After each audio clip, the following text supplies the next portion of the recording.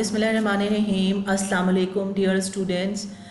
Today's video will definitely be a really source of understanding what is a writer's effect, because not only I will discuss that what can be used to say about writer's effect, but I will also be showing you some examples and some responses by the students, and by reading those responses by the students you can easily understand that how questions based on writer's effect can be attempted.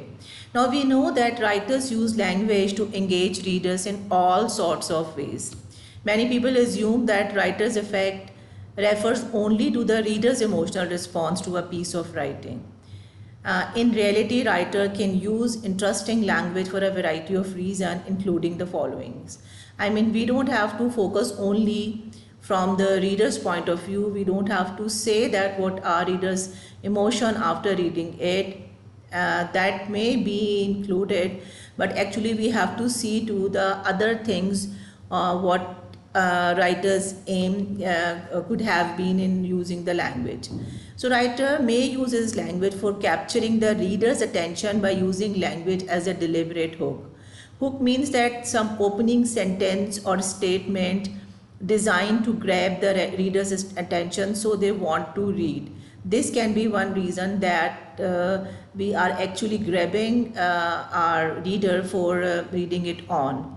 Then there can be another reason for conveying an emotional response or a strong attitude of viewpoint, that writer is aiming on showing some strong emotion of the character. Like you may say that the writer is the character is afraid at that moment, or you may say that the character is occupied or helpless, right? Creating a sensory image. Sensory image means that an image that appeals to the reader's senses like sight, sound, touch, taste and smell. So writers words are actually drawing on the reader's own experiences. Then there can be one more reason that writer is using the language for enhancing the reader's understanding of a character's behavior or attitude. I mean, he wants us to see that what is that particular character's behavior at that time.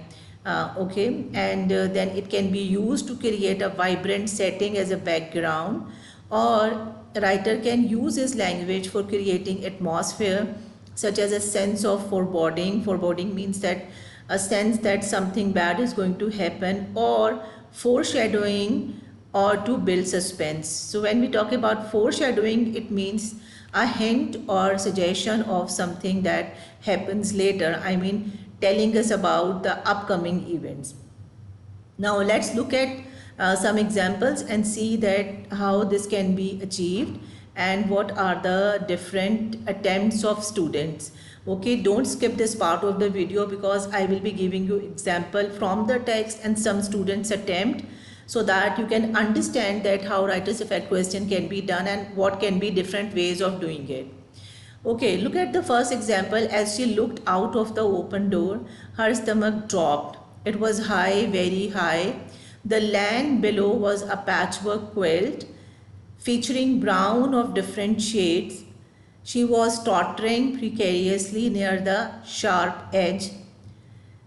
And I'm going to read the next example. She dropped like a stone, plummeting and hurtling towards with her eyes tightly shut. Then she felt herself sprawling and spinning as she frantically tried. All of a sudden she felt a whoosh, and up she rose as her fall was miraculously broken. Now it was like she was floating on a sea of air as she looked up and saw the billowing sails of the parachute above her. Now these were some of the examples highlighted. Now we will look at the responses by the students. And for each example there are two responses, and you can decide on that which response is really correct and to the point. Now student A writes, the landscape below was a patchwork quilt is a metaphor that creates a strong visual image of what she could see for the readers. It makes the reader want to read on to see what happens to her next. So the starting point is really good, okay, but suddenly a writer, student drops it to the reader that now reader has to find out. Now let's look at another better response on this. Student B writes that the metaphor, the land below was a patchwork quilt, emphasizes how high up she is because each field looks tiny and she can see lots of them below her. It also makes it seem as though each field is a square in a different color spread out below her. The writer is deliberately using a metaphor of a familiar household item to enable the reader to imagine the scene effectively. So you see that this student's writing style is really very good, and the explanation to this reader's fact is really, covering all sides. Now quickly look at the next example.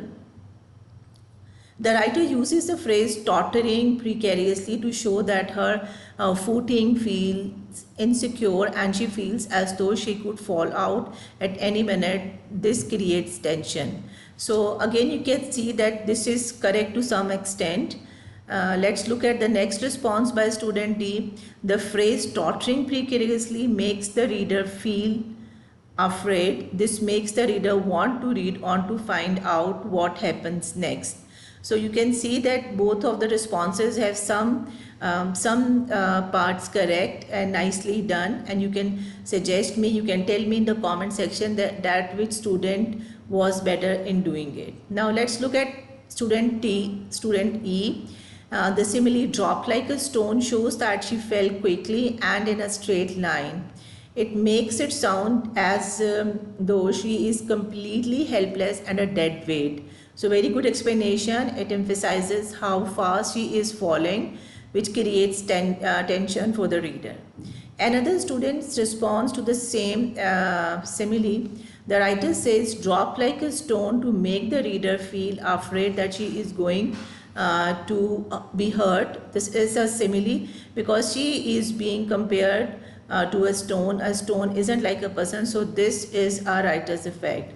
Here we can see that the last two sentences are not going up to the mark and they are not explained properly. There are two more examples which I will be covering in my next video, where I will be talking about that which are the phrases which are not supposed to be used, okay, which are the things which are not supposed to be done in this type of question. So I hope that these examples will really help you attempt this question and you will think in a little broader sense. For explanation, you will focus on all these 6 criteria and you can definitely come up with some better responses. So stay blessed and Allah Hafiz.